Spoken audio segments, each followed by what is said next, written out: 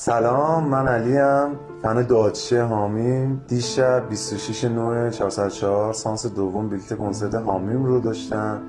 خواهش میکنم اگر عزیزانی که به کنسرت تشریف میارن حامیم رو دوست نداری هیچ وقت جمله‌ای ضد حامیم نگید. ما حامیم رو خیلی دوست داریم، خیلی از صداش هم لذت میبریم. حالا طی حادثه و اتفاقی من پیش از اجرا کتف راستم مجدد در رفت و با حالا درد فراوون اینا ریختم خودم سریع اومدیم اورژانس هتل اسپیناس که اونم گفت من کاری نمیتونم بکنم، دست نمیدم، مسئولیت داره. که من حالا سریع رفتم بیمارستان، راهی بیمارستان شدم و تو همون اوج درد و اینا افسوس نبود در کنسرت رو میخوردم و با خود آهنگاش داشتم درد رو تحمل میکردم تا زمانی که بیان جا بندازن و کارام روال بشه.